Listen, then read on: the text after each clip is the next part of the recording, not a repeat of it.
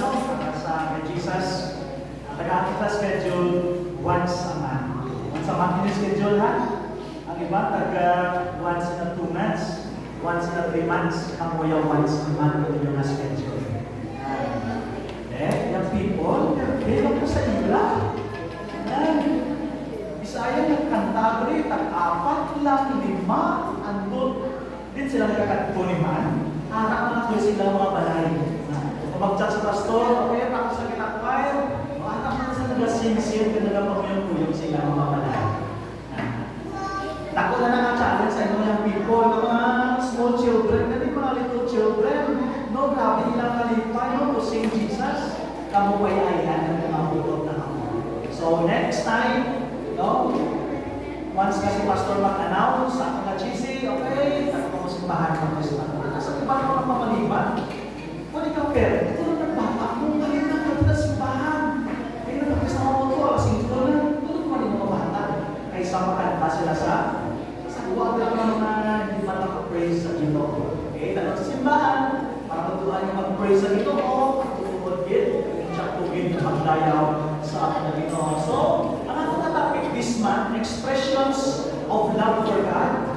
No? Kita nag-study halos sa first Sunday, second Sunday, and until now, mga Sunday, no, ako diyan ko na nga mga topic. And last time, no, may ilang mga points naging tunan, nakabukas din sa atin ng mga nagpusuon ng pangunguna regarding sa pagpalangga sa ating na Diyos. Kaya in the whole heart, in the whole soul, in the whole mind, gawin harap kita. Tama pa lang galing kadamay, tama kalayo talaksan sa aton na Diyos na sa iyang tulong. That is why today, no, expressions of love for God, ano kita mag-expressa sa ating pagpalangga sa Diyos in a way, no, mag-converse kita, magkanda kita, o kung ano man ang pinahimo natin, even in all aspects of our life. So, let's express love for God. Everything we do, di ba? Everything we do, let's express our love for God. So, ang ato na text na napakita in Mark chapter 21, verse 28, or chapter 12, verse 28 o 31, amon ang passage na sa nang ibasa natin, ang ibasa natin, may ilang na mga statement or principles na gintunan. So first three, kung balik kita naman, okay, what does it mean to love God? What does it mean? Hindi siya makitalayo sa akin na. What does it mean? Number one, loving God is delighting in Him more than anything else. Diin pala ang kalipay mo. Diin ka pala nagkakasadya. Ayhan pala sa Ginoo din. O kung sa mga bagay-bagay na anak sa imo, o kung alis niya kalimutan. Ang Padre, ang buong silikon, kung kita nagapalangga sa Diyos, di na kalipay tagid siya. Kung di na palangga ang Diyos, and the second thing na makita natin, loving God is desiring Him more than anything else. Buto silikon kung may nakakita sa pinakadakong handong, hindi sa mga bagay na material, bagay na temporal, kundi ang Ginoo na nag-iya sa tanan. Let's desire God above all else. Amen? At lumutang ng Ginoo. And number 3 din na pumunta si Silikon sa pagpalangga sa ating na Diyos is treasuring Him above all else. Siya lang gini ang ginakamahan natin. Siya lang gini ang ginatagahan sa value, sa importance na bilang sa mga bagay na anak sa atin. And praise God for this morning, for every Sunday morning. Nga ang mga phrases na magagamit ay every Sunday morning, every worship, amo ini. It's because na ginamuna ninyo ang Ginoo na binabaw sa mga butang at bagay na ginagamahaluan dito sa inyong mga pulitan. So, dalayawan nila ang Ginoo. And the next, how to express love for God. Ano ni ang first, no, magintunan natin. Number 1, love God with all your heart. Bukos din nga naging pusoon. And includes nila ang aton attitude, thoughts, motives, desires, and affections. Amo ni ang ginatro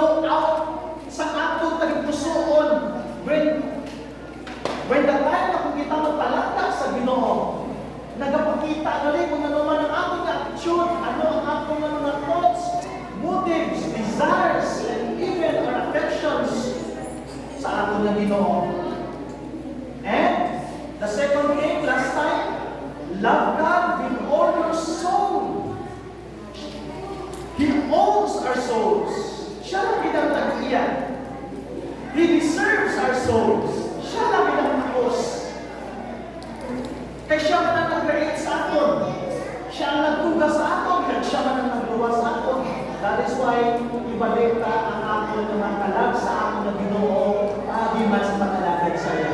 And number 3 na point na makita natin, love God with all your mind. Okay?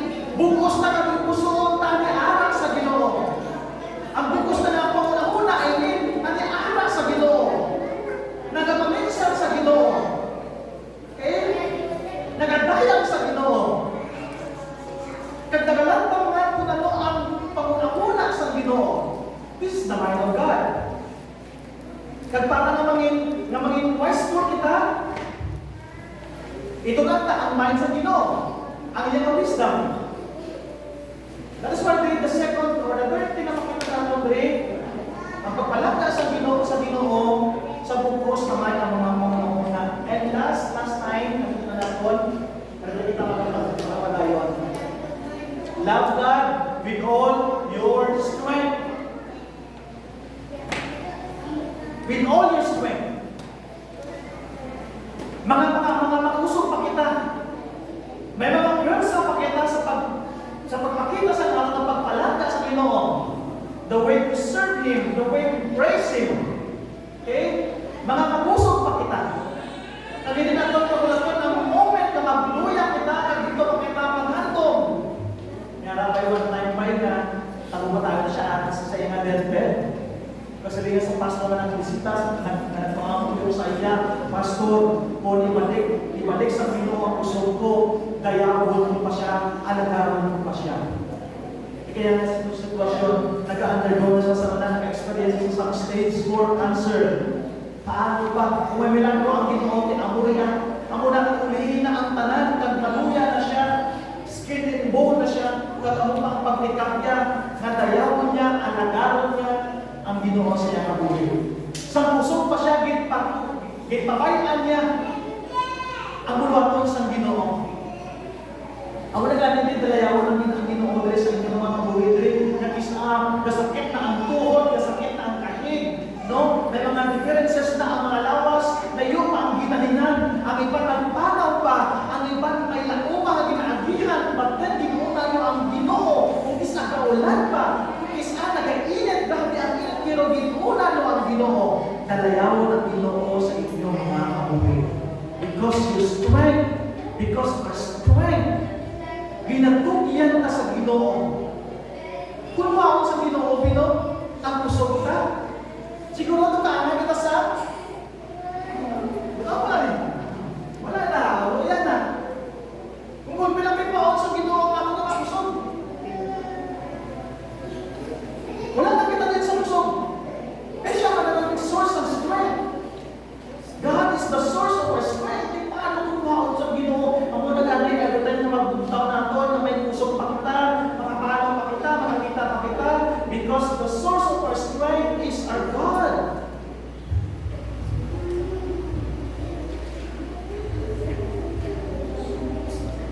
Siya ang akong nga pusog. Okay?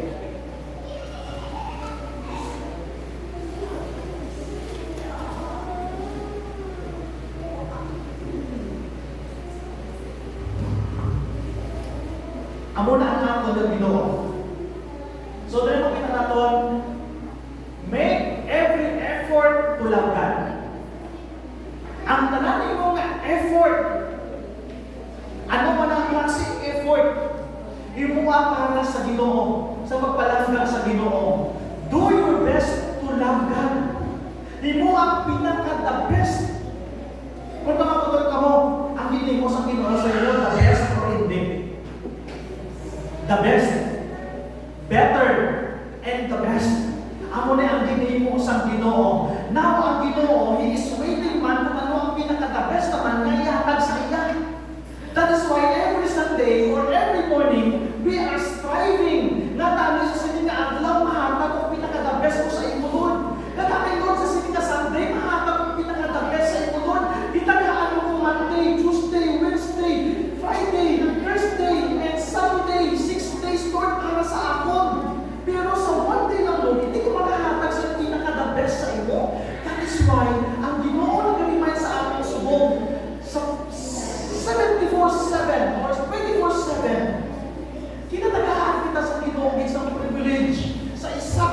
ikaw seek me or seek God first sa sinanang na adlaw. Let's do our best. Amen? Let's do our best. Kung isa ka mabutlay pa magbanot, no? Isang butlay pa magbutlat, ito kahamti pa sa kahamti ng mga mata, ito kahamti pa magbigla. Pero minahatag din ka maghahatag sa best sa kay Jesus. Maghahatag din sa best, sa better para sa amin ng Ginoo. Kung isa kong burden sa akin ng mga personal na mga karantuan, no? Personal na mga activity sa school man, okay? Kung sa work man, kung ano man ang mga pagpilipon, makagawa dito sa beach, makagawa dito sa aming resort, okay? Kung is namin, wala pa ang time sa assembly time. Kung ako nasa matro, isa na nag-aapot kita ng alas 3 media, isa na nag-aapot kita ng alas 3. So, kaya totoo, he is seeking sa atin every effort. Naghahampan na kita, I love Jesus, I love God, pero hindi makita ang pinaka-best na effort, hindi makita ang mga best para sa Ginoo. So, becoming a master, iba sa rin, naka-master, no? Naka-masteral. An expert or a PhD, a guru at loving God. As you do your best in school, in sports, in your career, do your best to love God. Ikaw pinaka-top sa school. High mo position. Okay? High mo profession. May achievements ikaw. But don't forget to love God above all else. Sa gihapon, manangakon mo ang Ginoo na bilabaw sa mga bagay na may anak ikaw. Give it your all. Dili natin matapos. Dili kita takson sa Ginoo. Paano ka mag-express sa imong pagpalangga sa akon? Everything you do, or every time you do sa imong kabuhi, dili ko ikaw takson. No. Next slide. Natawanan nila ako ng statement. Listen to this. It is possible to love people too much, and it is possible to love things too much. Posible hindi na mapalanggan natin ang mga person. Posible hindi na mapalanggan natin ang mga bagay. Pero, it is not possible to love God too much. Posible ito. Kaya kung isabi, our minds, our hearts, our attentions are divided. Divided tungkol sa mga influences na ara sa atin na lang. Kag nag-got up sa atin ng mga attentions, nag-got up sa atin ng mga efforts, nag-got up sa atin nga best. Pero kung tami diri, himumunta as soon as possible na mahimunta ang atin ng pagpalangka na mas labaw kaysa mga bagay kaysa sa mga persona na may araw. And then, natin diri, we can never love God as much as He deserves. Ang aton, ako sa nagpapalag o kung nag-review kong lagabi sa akong na sermon, siling ko, Lord, siling ko sa Ginoo, Lord, hindi mo patapos, hindi ka patapos sa pagpalangga na ginahataw ko sa iyo. Hindi mo patapos, Lord, ang pagpalangga ko na ginapakita ko sa iyo. Hindi ko pa nitapos. Kasi hindi pa kinala, God loves us more than we deserve. At ano wala ang traw-traw? God loves us more than we deserve. Nabi sa hindi kita nalit palanggaon, palalanggaon, pero pinpalangga kita sa Ginoo, kagumoy ka pa sa atin nga deserve. And then, we can never love Him as much as He deserves.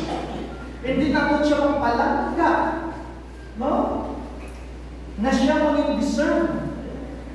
But we must love Him as much as we can. Pero kanang lang, hindi man kita makahata ito sa pinaka-best na magpalangga sa Ginoo, pero makahimong kita sa bagay. No? Nga makakita natin ang pagpalangga natin sa ating nga Ginoo. So, pasilingon, ang reminder din, no, sa Ginoo sa aton, palangga punta ang Ginoo sa butang na makay naton. Di ang best na lang yun. Ang pinaka-better na lang din yung para sa akin yan. Yung Ginoo. Now, ang mga ni Thomas Watson. Ano ang mga ni Thomas Watson? When we read together, read. We must not love God a little, give Him a drop or a two of our love, but the mainstream must flow to Him. Sa iya din siya nag-alun. Ang tutuon na pagpalagka, o tutuon ang mahatag na itong gamay ng gid, or two of our love, na mahatag na itong sa ato na Ginoo, but the mainstream must flow. Kaya ang ruma sa Ginoo, ang love sa Ginoo is very abundant. There is no question about loving God, about sa iyang pagpalangga, sa iyang anak, sa iyang mga children, sa iyang mga believers. There is no problem. Kapag ginagawa deserve na ron ang pagpalangga sa Ginoo. Okay? So, pakita natin na ang pagpalangga sa amin ng Ginoo sa buong sa kanyang puso. Di tayo hinahatag ang strength namin sa kananaw. That's the question. Di ta hinahatag ang akong mga puso sa kansahan ng Ginoo. Isang niya kita sa mga personal reasons. Mga personal reasons na kita. I think from Monday to Saturday, grabe ang work na ko. From Monday to Friday, grabe ang work na ko. Ang kita. Okay?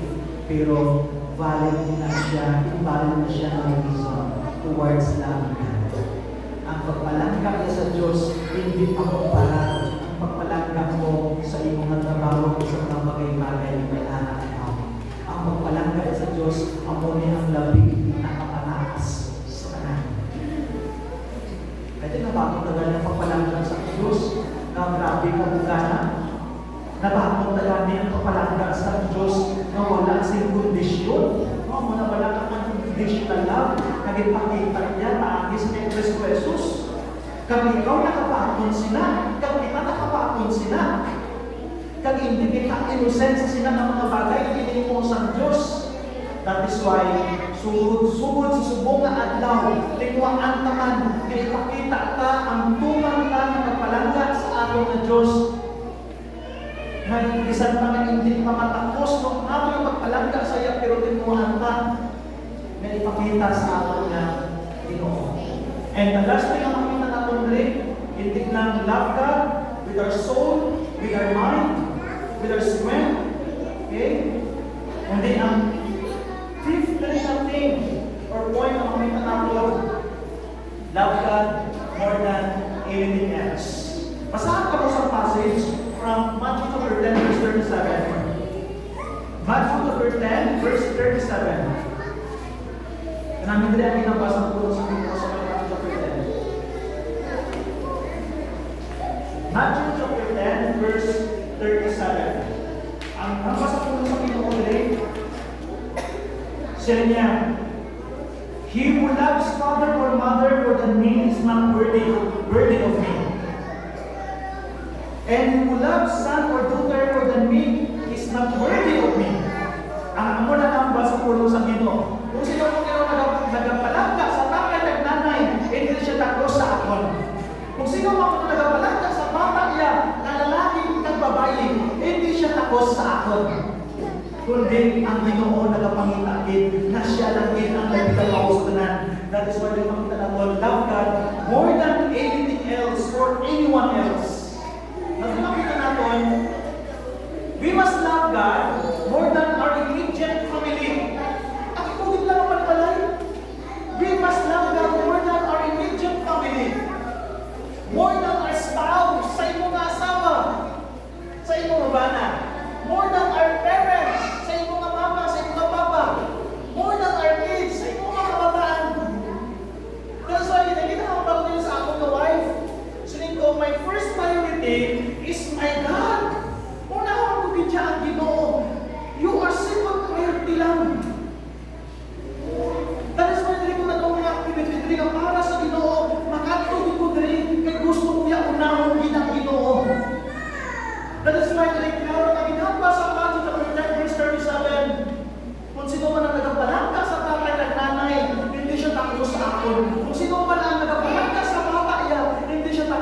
akon, ang ini nga statement is very true. We must love God more than sa akong immediate family, sa akong spouse, sa akong parents, sa akong mga kids. Ang isa wala nang hindi kita magsimpak, hindi natin ulang umbana. Hindi man sa magsimpa, ako lang hindi magsimpa ng mga asawa. Hindi man magsimpa ang mga bata, kay sa mga mas papa, hindi man magsimpa. Ako nag-isan. Ako nag-isan ka na. No! Bahala na sila. Basta ikaw, puso niya, pasimpa sa Ginoo. Kaya napasulali mo ni Diyan, Ginoo, ginabalagan mo ni Diyan, Ginoo, nagbilabaw sa mga bagay, nabilabaw sa mga persona na anak sa iyo. And then the second statement is this: we must love God more than our pets. Okay? Hindi mo ito pabayaan yung trabaho. Hindi mo ito pabayaan yung bakama, hindi mo ito, mga idol mo ito, magulungan. Pero ang challenge sa atin, we must love God more than our pets. Unahan ang Ginoo, pabayin na sila. Unahan ang pagpusga, ang iyong mga kalag, ang iyong mga espiritu, pabayin na sila. Okay? We must love God more than our career. Okay? Mutanin na. Every weekend tayo na, aranan tayo sa Ginoo. Every Sunday tayo, aranan sa Ginoo. No? Salamat ko rin sa akin ko rin. Ang ginawa mga trabaho mo sa iyong mauman, trabaho mo sa lubrahan mo, pinakuntat mo, kaya gusto mo na ako ng Ginoo. Nagpapakita na ang wala ako ng Ginoo. Ano ba yun? More than unhappy. Ano ba lang pinagpilihan natin? Isa yung kita ko simba kay NBA. Kapit pag-in ng finals, o kapit pag-in ng playoffs. Kaya ba lang kami NBA? O may boxing si Pacquiao. May sabukan si Pacquiao, wala naman boxing. May mga happy ka, lantaw sa TV. Okay? Lantaw sa laptop mo, lantaw sa YouTube, o ano din ang pinagpilihan mo. Salamat kita sa Ginoo. Okay?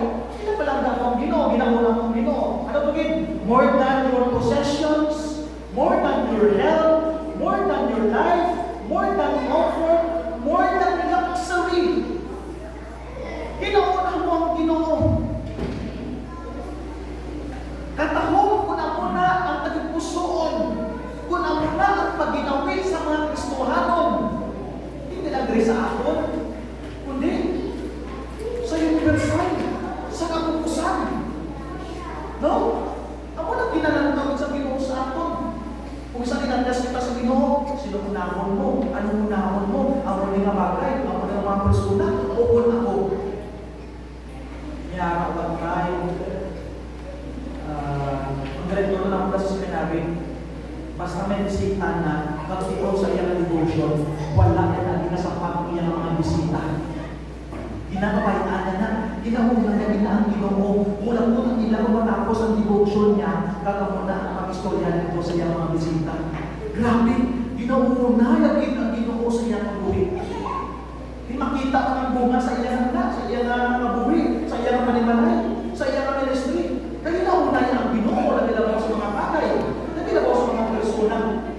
Kaya makita natin, we must love God more. Our love for God must be other, special. Amen? Unique, higher, wider, stronger, longer. Amo niya ang ginasig sa Ginoo sa aton.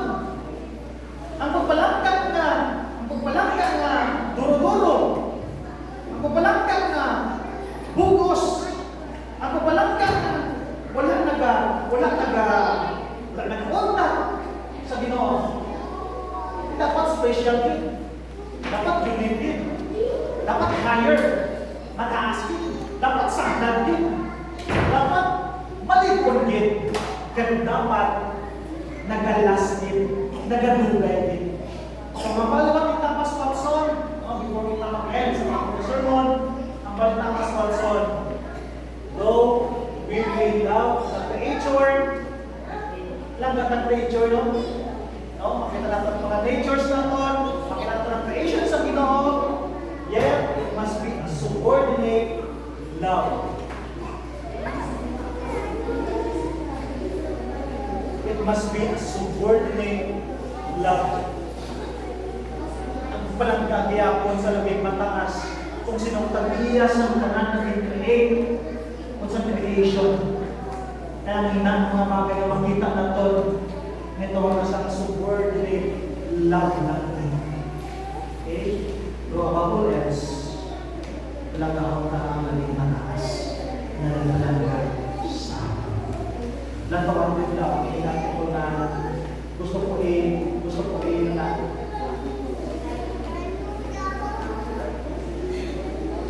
before ko i-share sa inyo ang isang person, one of the famous person in the world, ay ang challenge sa atin. Indeed, our love for anything or anyone else must be subordinate to our love for God. Okay? Hindi makatulong sa pagpalangga sa atin nga Ginoo. In other words, we must not let anything in this world to interfere with our love for God. Hindi yung mga bagay na alis niyang libutan, hindi sila pwede mag-compare. Hindi sila pwede makatupong sa pagpalangga natin sa ating Ginoo. And in this other person, gusto ko din i-share sa inyo ang tawagan niya na rin. The most famous fashion designer and author, her name, Cresta Rodriguez, nag-wrote sa iyang article few days before she died sa cancer sa stomach. Okay? Stomach cancer. Kaya, this is ang iyang article. Number one, dito ba sa ako? Read.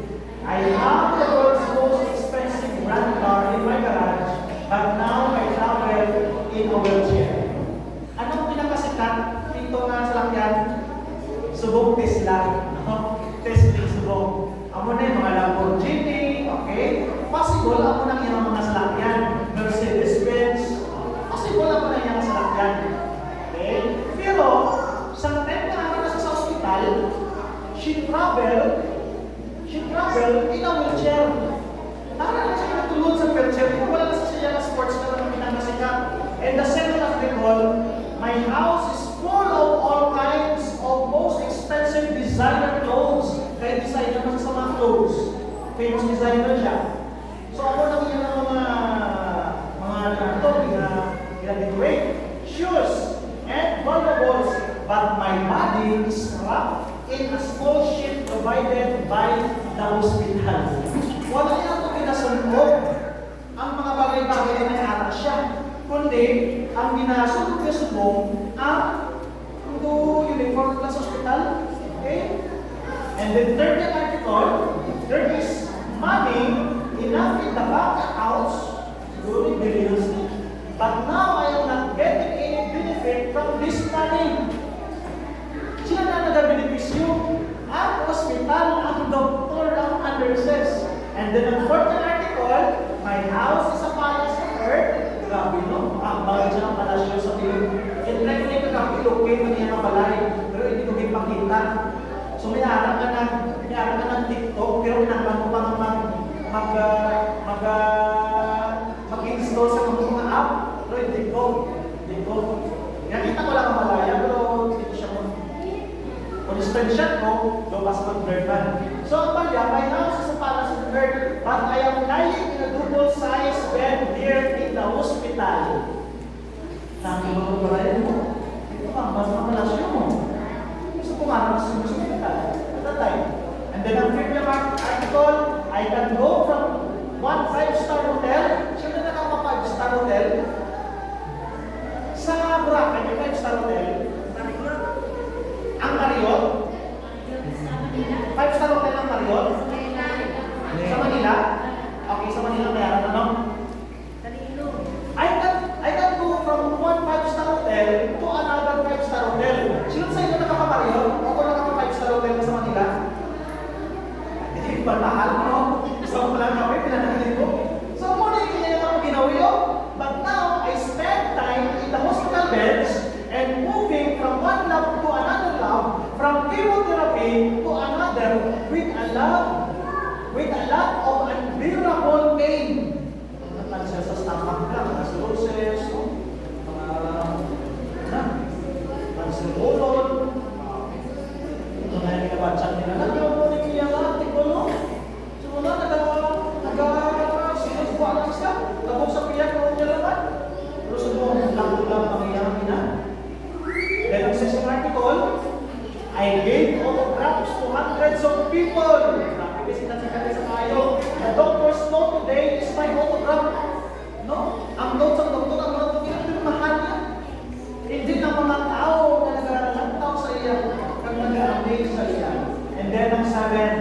had 7 divisions to decorate my hair and my body. Bilang yung division na bilang ilog? Wala. DIY kita. Or DIY ako. Ako namin. Do it yourself na namin. Oh, pero yes, yung 7. She had 7 divisions para mag-decorate sa kanya kay Chura. But now, I don't have a hair on my head and my body looks like a skeleton today. Grabe, no? And then I'm gonna create an article on my private jet. I was flying wherever I wanted in the marble planet, but now I need the help of the people to push me with my wheelchair and to get to the hospital coach. Kinanglan niya sa mga tao para magpulod sa iya. Sa muna nalupan siya, din gusto niya makatbo. No? Ang mga ginahin mo yan, subong, ang mga pulod na lang din katinanglan sa mga tao. And nasa article, ari, paghahalong nila tanan ng subong, may mga bagay. May mga pagkaon na ginahalunan. I ate all kinds of expensive food. Nasaan ka lang kasi 5-star hotel eh. In 5-star hotels and had a lot of food. But my diet is 2 tablets a day and a few drops of salt water at night. O sa una, bugaan ang lima ng pagkapon. Order ang muni, karon ang muni. That's why siguro na nagka-cancer sa iya na sa Panginoon ng Panginoon. Kaya ito, kung ano nakakapos mo, mostly sila, yung mga Filipinos na. Nag-isang pang mga utan, ginabutangan na sa mga ilo, binaabunuhan, chemicals pa. No? Mas namin na organic lang. Nang tipot lang pala ng abaw, no? Ang bulungan ng dira. Ito na daw dira. Organic. Ito kumuha ka ng tusang tuklasan na. Sa usahan ko dito nga doon namin yung buno. Organic. Kahit hindi mo kita na po, tungkol sa pinatapon niya, siguro ako na pinakalasan ng tibol. Tungkol na related din sa iyang sitwasyon sa mga sinamang cancer. Gusto niyo makita? Ano yung itsura? Is that what it is? Ano naman? Itsura yan? Pagkuha pa ka. This is Krista Rodriguez. Na kung ato lang tawag ang tanang naanak sa inyo, pero wala kayong magamit para sa Ginoo. Wala kayong ipakita ang pagpalangkap yang ari sa pagkatutang niya sa Ginoo. Salamat kita mo sa Ginoo kay itaol mo ang ordinaryo ng mga tao, and yet sa kubangan sa Ginoo, we are so special. Kung anong harapan ka sa aton, ipakita ka, i-express ka, no, sa pagpalangkap sa aton. Ako na magina, love God about all else, or everything else. Palangkap mo na rin ang Ginoo. Hindi pa pag-11 na ito galingon na mag-abot kita sa buhay. Nakaanay sila. Sa iyang article, no? Masubuan na rin. Masubuan rin sa paglantaw. Hindi puntanin ko. Kung pakita niya ito, kung binahatan ito sa Ginoo na may pagpalanggan, siguro na hindi ang so, sa sinihaagan, hopefully, dako ini ng pag-remind sa Ginoo sa aton. Nasa tanan ng mga bagay, kung persona man inaakas sa aton, unahon tagil na binabaw ang Ginoo. Salamat din sa sinihaagan. Ang pagpananungtong sa amon, hindi hamak. Salamat sa iyong pulong na sa Ginoo mapagpapon ang hindi Ginoo sinsiro na nagpahagantong sa amin. Ginoo, ikaw langit ang takos na among pagahitong mga na bilabaw sa mga bagay ng ilalim. Hasta sa amon na makaya o Diyos, amon ikaw ang palantaon. Hasta sa ulihin amon na mga pusong, ikaw amon ang palantaon. Dito po salamat. Kabay pagbubuhos na akong kalipusoon. Amo niya kalag. Ang amo niya mga unang. Ang amo niya mga puso. At ang amo niya mga kusana. Amo niya po makita sa iyo. Kabay pagpalagkan. Dito po salamat sa inyo. Agad, bless ang inyong mga sa aming kalipusoon. Ang pangamuyo, pinatuloyan sa ngalan ni Jesus. Amen. Everyone.